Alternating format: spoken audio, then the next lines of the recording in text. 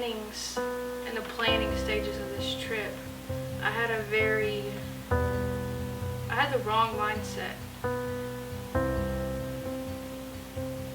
I had to work like 100 hours cleaning a laundromat just to get the funds to go over to Puerto Rico. And while I was working, it went through my mind constantly, like, why am I working all these hours to go over to Puerto Rico and work some more? Like, I had the wrong mindset. I was thinking, man, I could take this money and go to Hawaii and sit on the beach. But instead I'm going to Puerto Rico to work. Like, I just had the wrong mindset. Which I knew better than to have that, because God gave me this opportunity to go over there, and I should have had a better mindset about it. I know He has a plan for it, and I should have believed in it more.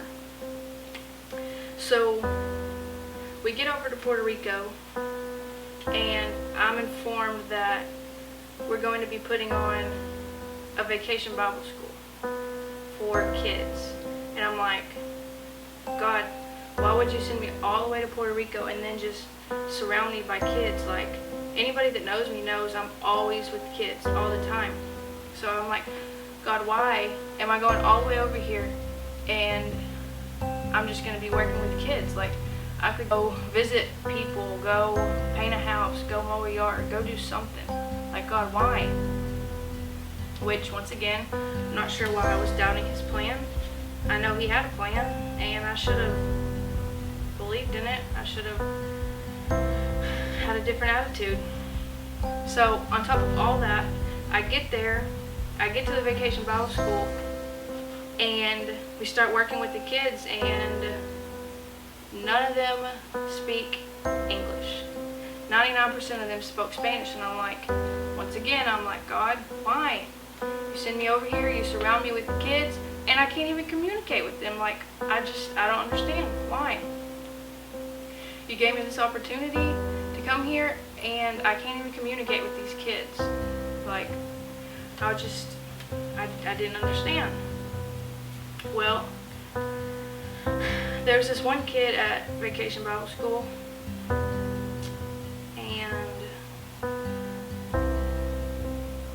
me and him, we connected. Like, his name was Anthony, and every time he walked into Vacation Bible School, he would run up to me and shower me with hugs, and he always kissed me on the cheek, and he loved me. One day he was late to Vacation Bible School. He was like 2 hours late, and he walked in and he ran up to me and he was hugging all over me and giving me a kiss. And he had the hospital band on, and he had just came from the hospital and had been diagnosed with strep throat, and that didn't bother me one bit that he was hugging on me and kissing my cheek.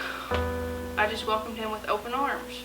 That whole week we never could communicate with words, but I know that we did communicate, whether it was through affection, through smiles, maybe sometimes through a translator, but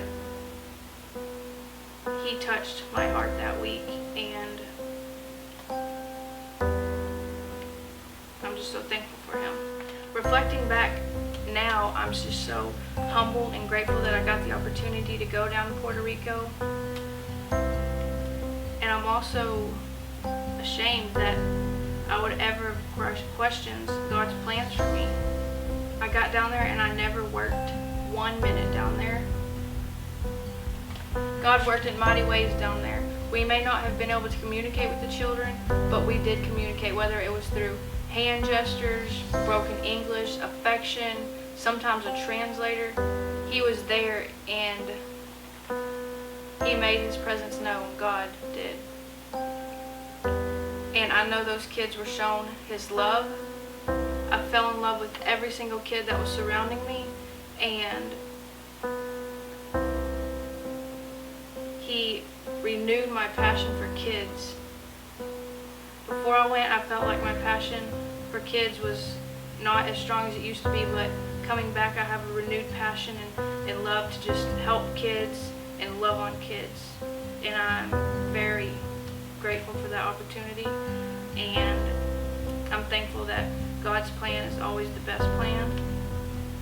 Never question God's plan for your life. I did, and I knew better. But I'm so thankful that I got the opportunity, that God placed the opportunity in front of me, and I'm grateful that I took that opportunity to go down there. And I can't wait to go back to Puerto Rico and see all those kids again.